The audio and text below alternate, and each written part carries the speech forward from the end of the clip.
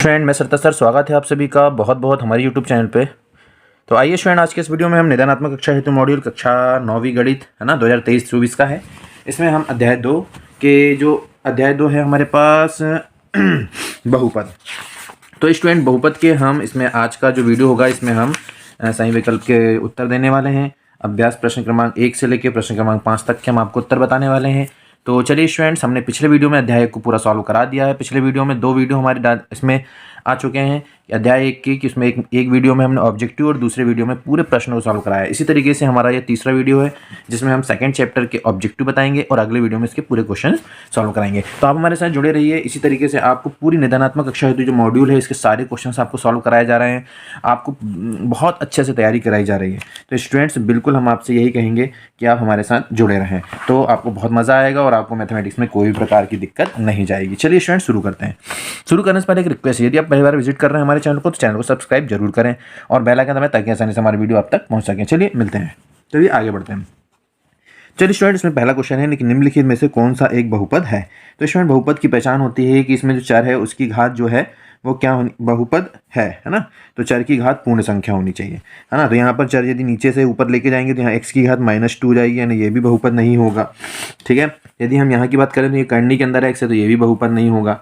अब यहाँ पर 1/2 है और ये 3/2 है। ऊपर जाएगा कि क्या हो जाएगा, ये 3/2 माइनस 1/2, तो ये जाएगा 2, तो 2/2 यानी 1, तो यानी यहाँ पर x की घात 1 हो जाएगी और ये x की घात 2, यानी ये पूर्ण संख्या हो जाएगी। जरूर करनी दिख रही है लेकिन इसको पहले जब हम सॉल्व करेंगे स्टूडेंट तो ये पूर्ण संख्या बन जाएगी, इसलिए इसका सही आंसर क्या हो जाएगा, सी। तो स्टूडेंट हमें भी आपको आंसर बता देते हैं, फिर अगले वीडियो में यदि आपकी रिक्वेस्ट होगी तो हम इसका एक्सप्लेनेशन भी आपको जरूर बताएंगे। चलिए दूसरा स्टूडेंट क्वेश्चन है कि बहुपद यहाँ पर दिया गया है की घात है। तो बहुपद की घात कितनी होने वाली है, यहाँ पर मैक्सिमम घात दिख रही है हमको चर की 4, तो यह जाएगा आंसर 4। कहाँ पर है, ऑप्शन नंबर ए। इसी तरीके से तीसरा क्वेश्चन है कि यहाँ पर दिया गया है p 2√2 किसके बराबर होगा, यानी इसमें x की जगह में हम 2√2 मान रखेंगे। तो जैसे ही हम इसके 2√2 मान रखेंगे तो इसका सही आंसर आएगा b 1। ठीक है, चलिए तीसरा क्वेश्चन है कि इसका px और p - x किसके बराबर होगा। तो इसको जैसे ही हम सॉल्व करेंगे स्टूडेंट चौथे नंबर को, तो इसका सही आंसर आएगा डी। ठीक है, ऑप्शन 6 है ना, तो इसके ऑप्शन नंबर डी इसका सही हो जाएगा। इसी तरीके से पांचवा हमारे पास है स्टूडेंट बहुपद px बराबर 2x + 5 का शून्य। इसके जब हम शून्य निकालेंगे तो -5/2 आएगा, जो कि ऑप्शन नंबर बी पे है, इसलिए इसका सही आंसर ऑप्शन नंबर बी होगा। x + 1 निम्नलिखित बहुपद का गुणनखंड है। तो स्टूडेंट जब हम इसको चेक करेंगे कि कौन से बहुपद का गुणनखंड आ रहा है तो हम पाएंगे कि ये आएगा बी नंबर का। तो बी नंबर में क्या है, x³ + x² + x + 1। ठीक है, चलिए सातवां है हमारे पास, यदि x की पावर 51 धन 51 को x + 1 से यदि हम भाग दें तो शेषफल क्या बचेगा। तो स्टूडेंट इसका शेषफल बचने वाला है 50। कहाँ पर है, ये डी नंबर पे, तो ऑप्शन नंबर डी सही हो जाएगा। यदि हम 8वें नंबर की बात करें स्टूडेंट तो 8वें नंबर में है 249 की घात 2 - 248 की घात 2। जब हम इसको सॉल्व करेंगे, इसको जब जैसे ही हम सॉल्व करेंगे तो इसका आंसर आ जाएगा a + b a - b का फॉर्मूला लगाना है स्टूडेंट इसमें। तो हम इसको जैसे लगाएंगे तो यह जाएगा 497। a + b + c = 0 है, तो a³ + b³ + c³ बराबर होता है 3abc। कहाँ पर दिख रहा है, सी नंबर पे, तो इसलिए इसका सही आंसर हो जाएगा 3abc यानी सी। ठीक है, चलिए 10वां हम देख लेते हैं। बहुपद दिया गया है का मान जब x = 2, यानी x बराबर जब हम 2 रखेंगे तो इसको जब हम सॉल्व करेंगे स्टूडेंट तो -3 आएगा। कहाँ पर दिखाई दे रहा है, ऑप्शन नंबर बी में इसका सही आंसर होगा ऑप्शन नंबर बी। चलिए रिक्त स्थान की पूर्ति कीजिए। प्रश्न क्रमांक 2 है कि शून्य अचर पद की घात सदैव क्या होती है। तो इसकी सदैव घात जो होती है वो शून्य होती है स्टूडेंट। ठीक है, क्या होती है, शून्य होती है। चलिए फिर उसके बाद है रैखिक बहुपद में चर की अधिकतम घात कितनी होती है। तो इसका आंसर हो जाएगा 1 होती है। ठीक है, इसके बाद हो जाएगा बहुपद में x² का गुणांक कितना है, -1 है। ठीक है, यहाँ पर बहुपद का एक गुणनखंड x + 1 है तो दूसरा गुणनखंड क्या होगा, तो वो हो जाएगा x + 10। ठीक है, आंसर हो गया। अब इसके बाद देते हैं सत्य। बहुपद 5 एक पदी व्यंजक है, तो ये बिल्कुल सही आंसर है, तो ये सत्य हो जाएगा। शून्य बहुपद की घात शून्य होती है जबकि यह अपरिभाषित है, तो ये असत्य हो जाएगा। अशून्य अचर पद की घात परिभाषित नहीं है, यानी अशून्य अचर पद, यानी अशून्य यदि कोई अचर पद है तो उसकी घात परिभाषित नहीं, जबकि वो तो परिभाषित है। इसका मतलब ये भी क्या हो जाएगा, असत्य हो जाएगा।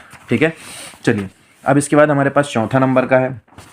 चौथा नंबर है बहुपद एक द्विघात बहुपद है। तो बहुपद यहाँ पर दिया है क्या, ये द्विघात, जबकि यहाँ घात तो 4 है, इसका मतलब ये भी गलत हो गया, तो ये आंसर आ जाएगा असत्य। ठीक।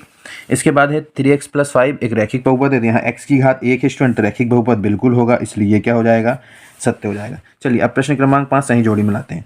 x³ - y³, तो ये फॉर्मूला कौन सा होता है स्टूडेंट, x³ - y³ में x - y वाला जो गुणनखंड होगा वो होगा, तो इसलिए इसका सही आंसर हो जाएगा दा, है ना, क्योंकि x - y वाला कौन है, किस में है, दा में, और x - y और फिर ये। इसी तरीके से x³ + y³ है, तो x + y वाला गुणनखंड कहाँ पर दिख रहा है, सा में, इसलिए इसका सही आंसर हो जाएगा सा। बहुपद x + 1 का शून्यक -1 होता है, जो कि बा नंबर पे, इसलिए इसका सही आंसर बा हो जाएगा। x की घात 4 में घात जो है, तो घात कितनी होगी, 4, तो 4 कहाँ दिख रहा है, ई नंबर पे, इसलिए इसका सही आंसर ई हो जाएगा। बहुपद 5x + 2 का शून्यक जो हो जाएगा -2/5, जो कि आ नंबर पे दिख रहा है, वो इसका आंसर आ हो जाएगा। तो इस तरीके से हमारा सही जोड़ी भी कंप्लीट हो गया। चलिए अब प्रश्न क्रमांक 5 है, एक शब्द या एक वाक्य में उत्तर देखिए। ऐसा बहुपद जिसके सभी गुणांक शून्य हो क्या कहलाता है, तो ऐसे बहुपद को कहते हैं शून्य बहुपद। ऐसे बहुपद को क्या बोलते हैं, शून्य बहुपद। ऐसा बहुपद जिसमें केवल एक पद हो क्या कहलाता है, तो उसको बोलते हैं हम एक पदी बहुपद। क्या बोलते हैं, एक पदी बहुपद। केवल 2 पदों वाला बहुपद क्या कहलाता है, तो उसको द्विपदी बहुपद कहते हैं, है ना, द्विपदी बहुपद।